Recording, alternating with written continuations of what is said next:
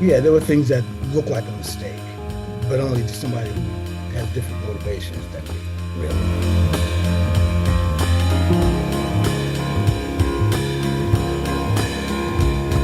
Welcome to the Rock Smarter podcast, where I bring you conversations with great artists, music industry leaders, technologists, and the creative professionals who are shaping today's music business. In a world where social media only shows highlight reels and every move looks polished and perfect, it's easy to forget that mistakes are not only normal, but they're often the moments that teach us the most. In this episode, we'll hear how a smart mistake flipped the script and revealed a deeper truth about how this industry really works and how you can use this insight to build a smarter and more resilient career. My guest today is Brian Hardgroove, multi-instrumentalist, producer, and the sonic architect who transformed Public Enemy's sample-based sound into a powerhouse live band experience. And he's currently found behind the drum kit on the PE's World Tour along with Guns N' Roses. Mentored by studio legends Eddie Kramer and Jack Douglas, Brian went on to produce China's leading punk bands Demerit and Brain Failure, lay down the funk with the legendary Bootsy Collins, and launch boundary-pushing projects with Stewart Copeland, Fred Schneider, Steven Tyler and Joe Perry, Supertramp, and many more.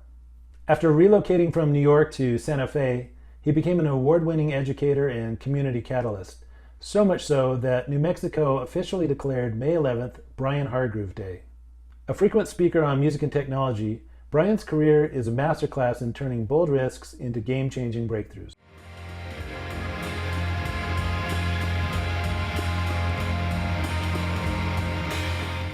Hey, Hardgroove, welcome to the show. It's really great to see you again. Good to see you, John. Yeah, so sounds like you're in Europe at the moment. Where are you currently at?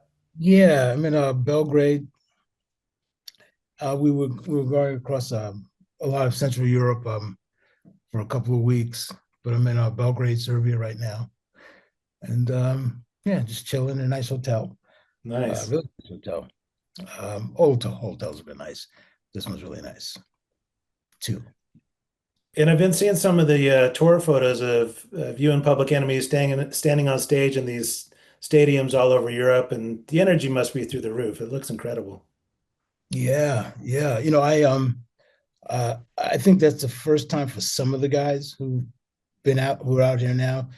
PE has added a couple of new guys that Uh-huh. haven't had that kind of experience before. But it's a first for me in that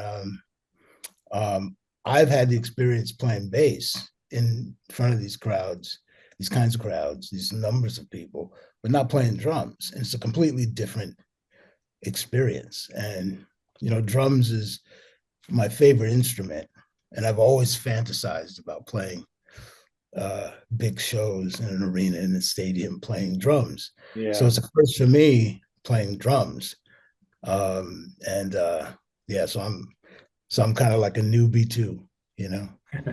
Well, it's got to be fun. Just you're driving the energy, you're the engine room, and everybody's feeling it. And Mhm. uh, Yeah, it's cool. It's cool. A lot of fun. Myself and Johnny Juice. Johnny Juice is the DJ now, and he worked on a lot of those classic records and some of the later ones too. And so the all the music comes from him and I. yeah. I'm the only quote unquote natural instrument on the stage, as a drummer. So a lot of the playback is coming from the DJ's um, turntable and playback system.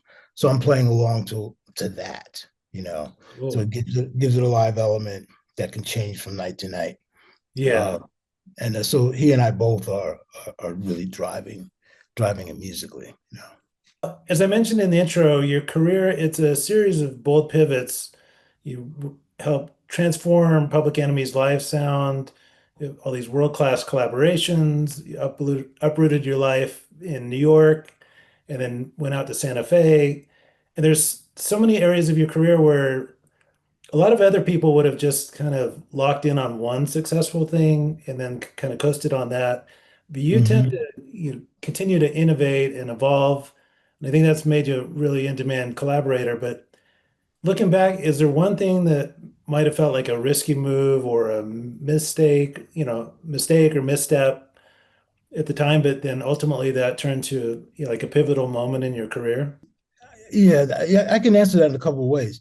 Yeah. The three things you mentioned, like well, moving out of New York, for anybody who grew up in New York, doing trying to have a career in this business, moving out of New York will always seem like a mistake.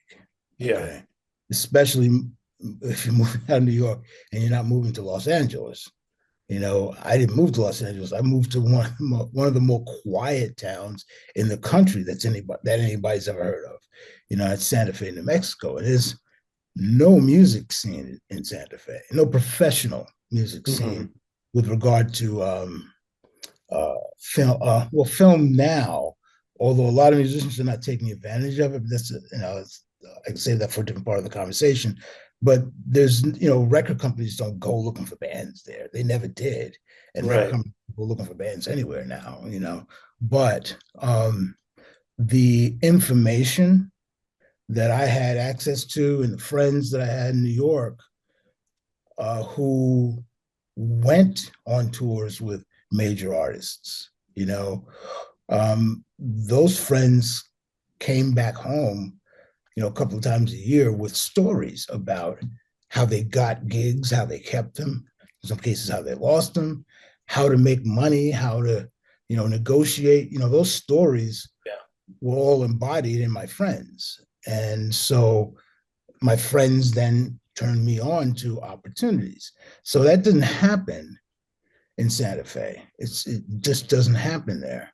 And if it happens, someone will tell that story and they'll tell it for 20 years because it only happened to them. In New York, Right. people are Yeah. telling that story people are telling that story every 20 minutes in New York because the opportunities are there. So leaving New York could have seemed like a mistake, except for the fact that my career was, it already started. So I was Yeah. able to reconnect. And by the time I moved, there was internet. So um, you can stay in contact with people and you can, in real time, more real time anyway. And so, but still, it was risky because, like a session player, like Steve Gads and people like Mhm. that back in the day, they were hesitant to go on tour even because the phone could stop ringing in that month that they're away. Now, Right. Steve Gadd may be a bad example because it was so in demand and so unique. If you wanted him, you want that Gadd sound, and nobody else could do it really. Right. But there were a lot of top tier session players who didn't want to travel because the phone could stop ringing. You know, Hmm. and so even though my career started and I was not a top tier session player, I wasn't even on a tier as a session player. It's not something I was interested or even had the skill sets to do, but still opportunities were there.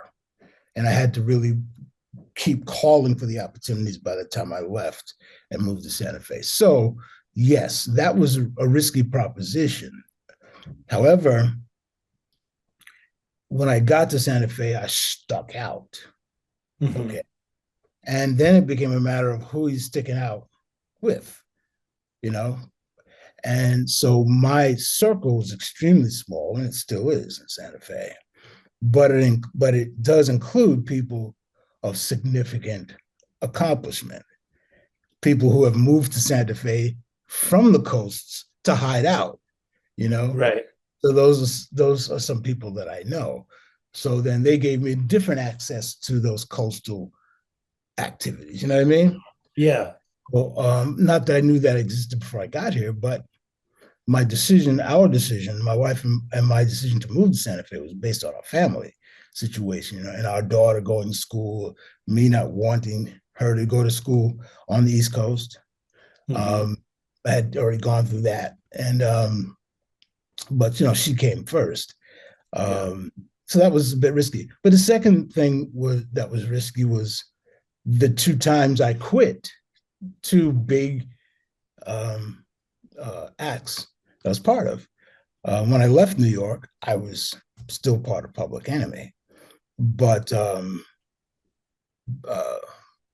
about 5 years after that, I left the group, and I don't know, nobody leaves Public Enemy, Right. Yeah. nobody Legendary. leaves it. Yeah. nobody ever gets fired from it. Chuck is just like that. He doesn't, he just holds on to people. But um, so that's like, man, why'd you do that? And similarly with Bootsy, I was playing with Mhm. Bootsy and Public Enemy at the same time for about 2 years. Wow. And so I left Public Enemy first. And then I left Bootsy shortly after, however long it was after that, not very long after that. And who leaves Bootsy? You know what I mean? Right. Wow, Yeah. do those Same things. thing. But there were business things that drove that, plus my reason for doing music professionally. Public Enemy represents the reason why I do music professionally. Their message, the messaging represents the reason I do music professionally. Hmm. Other than that, I'd just be an average music lover like anybody else. But the power of the discipline and its ability to move the dial is the reason I do it as a professional. It is the only reason I do it as a professional, regardless of how many accolades I've gotten over the years, and I've gotten many. I don't feel like I deserve half of them, but I accept it. People like what you do, Yeah. fine. But um, those musical accolades were never enough. Would never have been enough for me to do music professionally. Um, but I love it as much and probably more than a lot of people as a Yeah. musician. But I'm just being very specific about professionally. And Bootsy, it was purely musical for doing Bootsy. It was musical and economic because the messaging that I'm interested in is not there in Bootsy's music. But Bootsy, but he was a major influence on me. When I look back on it, I identified bass playing as a thing through him. Hmm. One of the early influences of that for me. And so leaving his situation, again, nobody who would leave Bootsy's situation, but I did, Yeah. and to my credit, I will pat myself on the back. To my credit, I was asked to come back to Public Enemy at an extremely critical time in our nation's history, Hmm. considering what Public Enemy's message is, you know. Yeah. So, um, yeah. Well, actually, okay, you were frozen there for a second. I don't know Yeah. if You I. froze for a sec. I could hear you the whole time, but it froze for Okay, a sec. okay, cool. But maybe just Yeah, repeat that last part about Public Enemy. yeah. I'll pat myself on the back in that I was asked to return to Public Enemy at a time when Chuck needed my help. You know, Hmm. he asked me to join the first time. When he asked me to join, how many people does that happen to? When they're asked to join their favorite group, Oh yeah. didn't happen. Okay, so when I left on understanding that too and maintaining my relationship with him. But him asking me now to come back at such a critical time in our nation's history, that means a lot to me. So regardless of things I was doing at the time and I'm still doing while I'm on the road, I owe him that. So Hmm. when he asks for me, I'm there, and uh, yeah. So yeah, there were things that look like a mistake, but only to somebody who has different motivations than me, really. Yeah. Mhm. Well, it's That's a real interesting. that's a real long answer. No, well, it's great. I mean, it's really important. Again, I think people get, especially aspiring and professional musicians, you get this vision of what success looks like. And once you get there and you reach the pinnacle, and Public Enemy is the pinnacle in hip hop, they're legendary. Like you said, who leaves that? But then you have other talents and other skills and other things you want to do in your life. And to other people, that might seem risky, but to you, you kind of know where you're going and have a sense of what you want to do. And then that becomes fruitful in other ways that you probably couldn't have predicted. Absolutely, absolutely. And the motivation for me was always the same. Even when I left Public Enemy, the first time, it was due to business things that were going on that weren't being addressed. And I felt the most important thing, and I said it to Chuck, because he's the one that asked me to join. I said, look, man, it's much more important for me to maintain a good relationship with you personally than it is for me to be in your band. So why don't we just call it quits for now? And you know, and we'll see each other on the other side. So Yeah. we did a number of things after I left Public Enemy together. We did stuff together. And but he found himself in a situation where he needed to make some shifts right now. And he knew that I was the guy that can help him do it without missing a step. And Yeah. so, like I said, I owe him that. And so I came back. So I'm back for now. And I have other things set up where I can now be in Public Enemy without it distracting from other things. You know, I couldn't have done that before. So I needed that time out anyway, you know.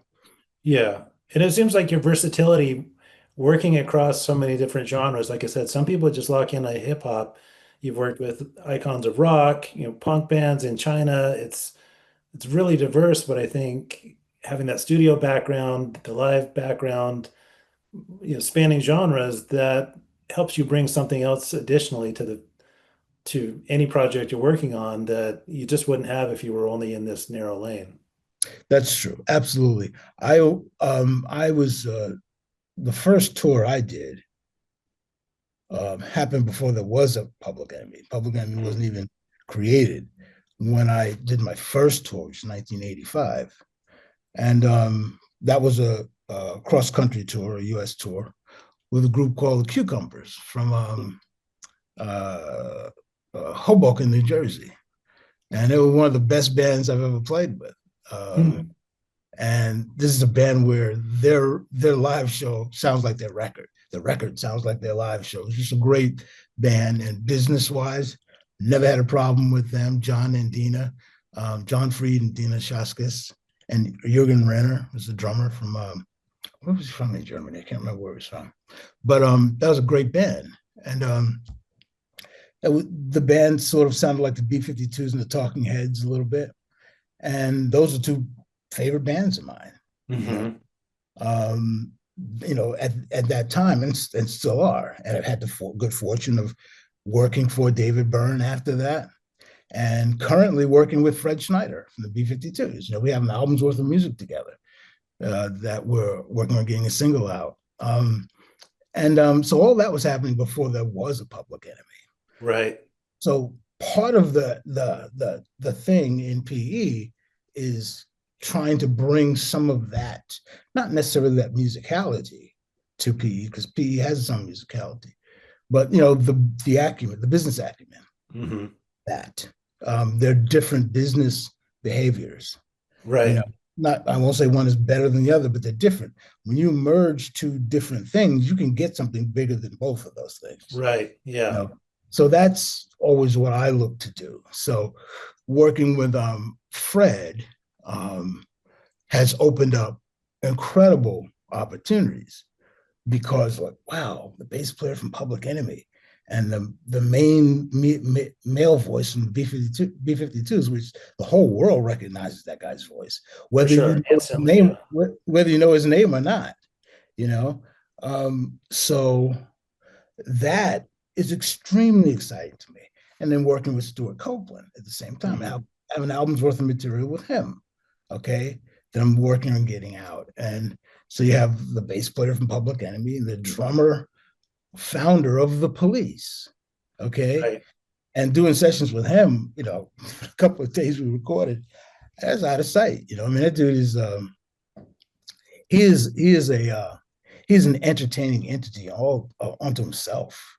Just talking. It's just incredibly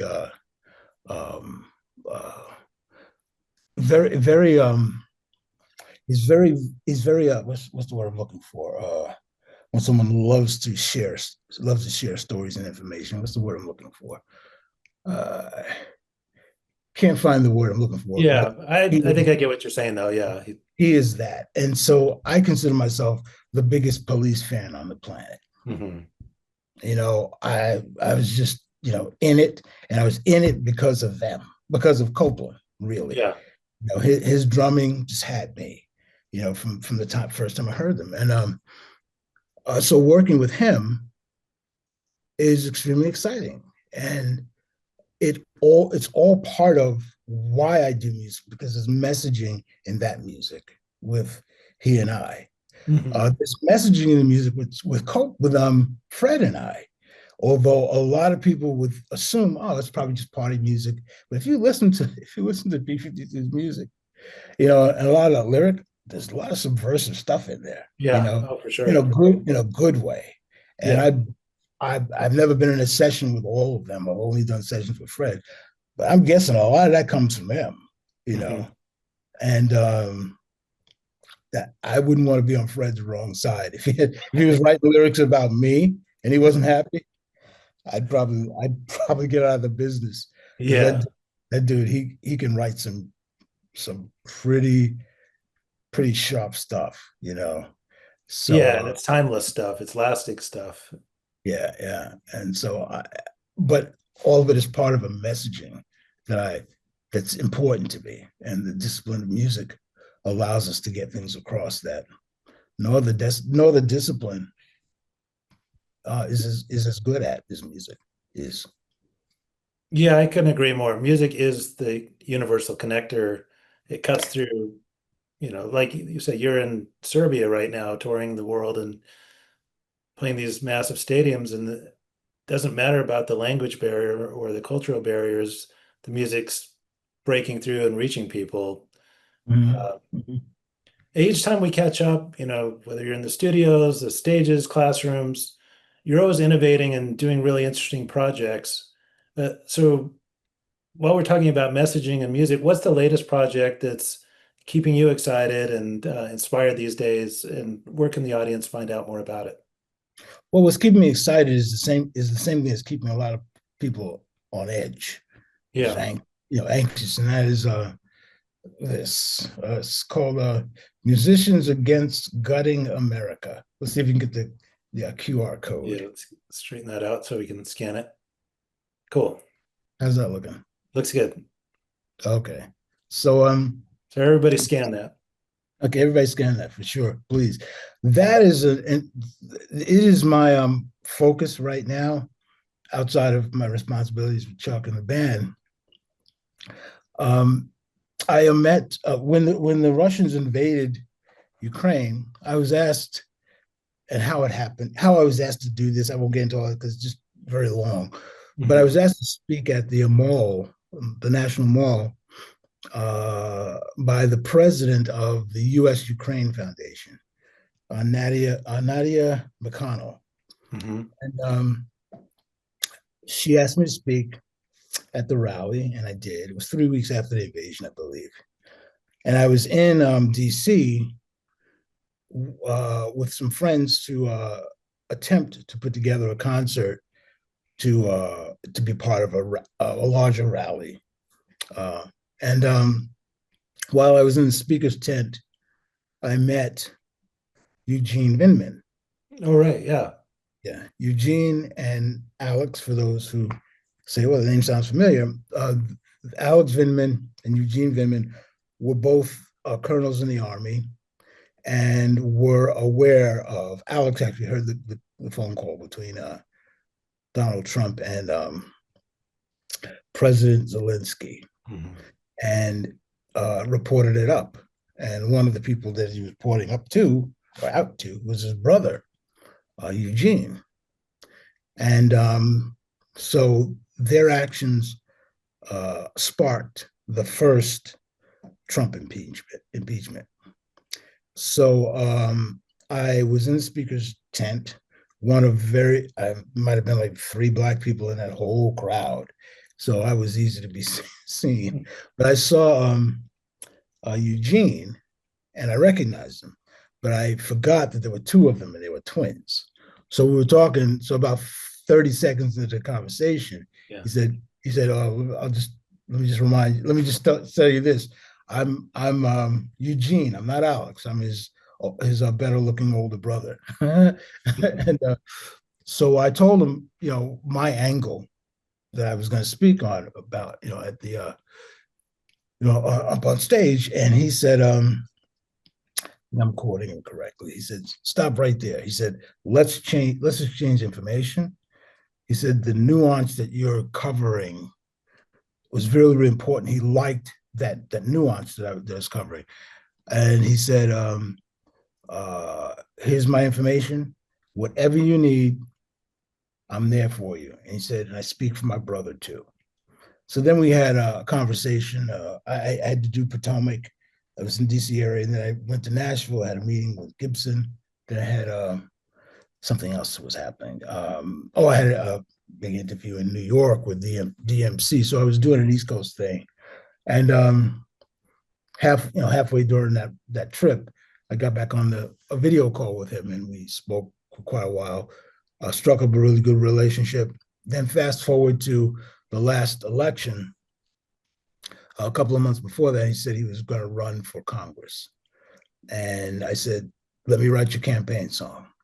And I did. He won. Not because of the song, I don't think, but couldn't hurt. Yeah. It couldn't hurt. So I asked him after a couple of weeks in, and he got himself settled. I said, look, what can I do to help move the dial? He's a strategist. He's a military strategist. That's his thing. And so he gave me some insights. And I said, okay, I'm going to start this organization, which I did. And the focus is very specific. Move the dial in the political system a particular way. That's a very good use of my energies and the people I have on my team. And we're using music to do it. And we're encouraging people to go to the site, contribute music, okay? And use this voice, this discipline of music to help move the dial. Right now, the current administration is getting a lot of heat from its own supporters. Right. And so how do you continue that? You continue that in the areas where we have always been strong. Our people, musicians. We've always had the ability to move the dial. We've always had it. But the younger generations now don't hear about those things unless they're hearing about it in sort of dismissive ways. Oh yeah, the baby boomers and the 60s and blah blah blah. If you knew what was going on then, you realize that time period allowed for us to even have the time period we're in now. Right. When it got co-opted, that's when it became cheesy and useless. Okay. Right. But prior to that, it bought us some time. And we have to now do what we can do with this discipline, with this music. So that's what Musicians Against Gutting America is all about. Hearing from those of us who can truly influence beyond the drivel that a lot of politicians are giving us, which is like, okay, I've heard it enough. I've heard it. Yeah. Yeah. Well, so what I love about the conversations we've had is that it's full of nuance, and so many people take that approach like, oh, you just have to just smash against the wall. And it's like, no, if you push against the wall, they push back. But if there's nuance and there's great music and there's great messaging, I mean, if you look at Marvin Gaye, you look at Billie Holiday, you look at Bob Marley, Fela Kuti, the Creedence Clearwater Revival, all these, you wouldn't tell Bob Marley, don't be political. You wouldn't tell Bob Dylan, don't be political. It's like you'd neuter the art and rob it of its essence. And I think the way that you do that with nuance is so important. And I think it's really inspiring. Nuance is the key word. A lack of it is why we're in the situation we're in now. A lack of nuance. And our current president, he took that out of the conversation immediately. He took nuance away immediately because that's how he can operate. With no nuance, you can make big statements and have people who are not thinking follow you. Nuance uncovers everything. For example, we wouldn't say to Bob Marley, don't be political. Okay, and that's true, given how successful he was. Right. With messaging. Then you go back and then ask yourself, well, why was he so successful? Now, how many people ask why he was so successful? I don't know. But I think I have a pretty good idea of why he was so successful. If you take it outside of the physical and you look at the spiritual, and I'm not talking about religious stuff, you look at it in the karmic realm, or you look down on the situation. Bob Marley had a power that very few artists had. And he had the power of the truth of both sides, meaning he was lobbying for the people who look like him, which is me, yep. But he was lobbying against people who look like you, because that's his father. His father is a white man. Right. His father was a white Navy man. So he actually had both in his spirit, in his karmic existence. He had the guilty and he had the victims. Mm-hmm. So he could speak to that side spiritually in ways that someone who had just both black parents could not. He could speak to it in ways that had traction that other people could not do, simply because it wasn't in their wheelhouse, their karmic wheelhouse. So he had a power that was extremely frightening to the people in power. Mm-hmm. Okay? And then you look at Marvin Gaye, who was not a perfect person, right? But he had a viewpoint of what was going on that was very, very real. He was very tortured by it, okay? And at the same time, he had the talent to just blurt out anything, and you fall in love with his melodic content. So when he focused on that, he was killing it. At the same time, he had his own demons. So the nuance of life itself gets ignored in our conversations. Like, well, it's either this or it's that. No, everything has something of everything in it. And you gotta look at what part of this you're talking about right now. And that was eliminated, has been eliminated in our political conversation.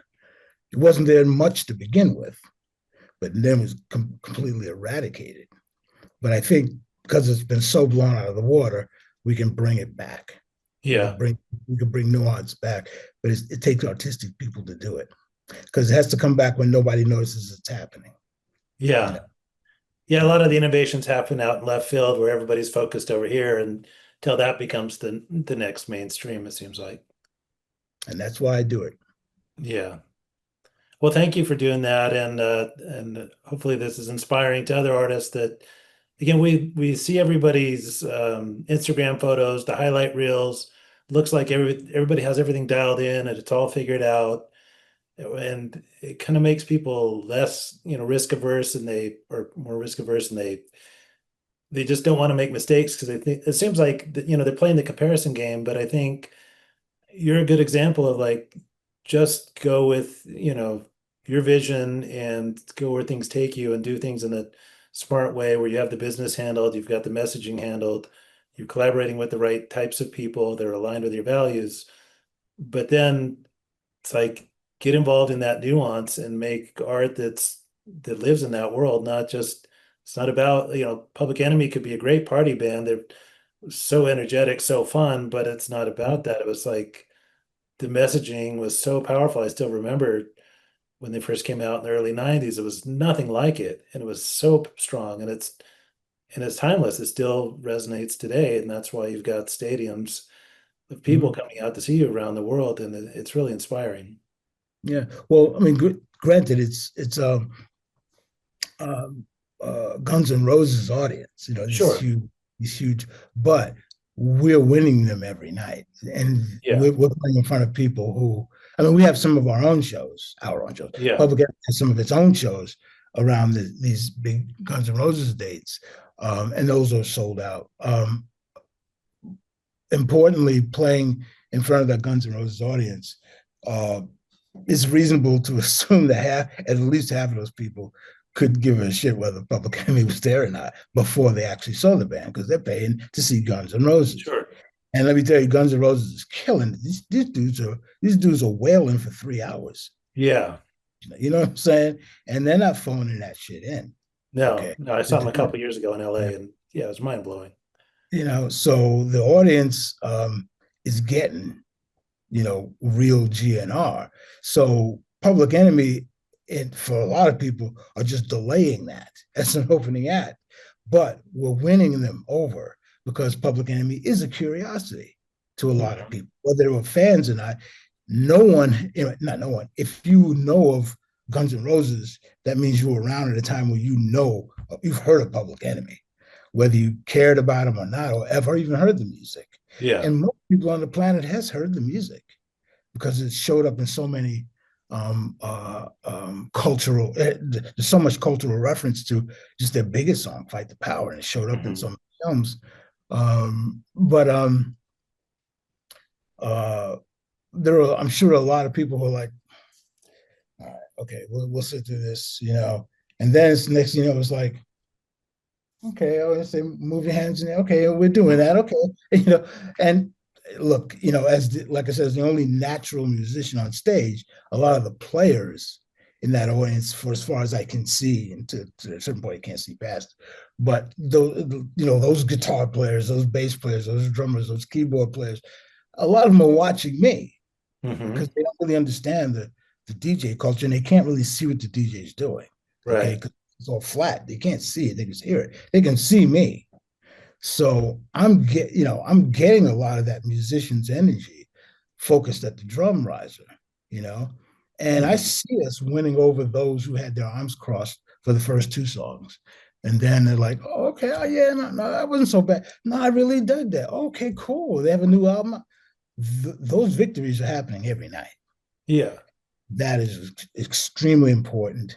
And I'm really grateful to be in the group and, helping that happen with such a rabid fan base as Guns N' Roses, Well, and there's a reason Guns N' Roses chose you, and there's a reason Slash shows up wearing a Public Enemy t-shirt. It's right. It's because you do what you do and where it comes from and how you move people. And it gives them an opportunity to make a statement. I mean, they're from America too.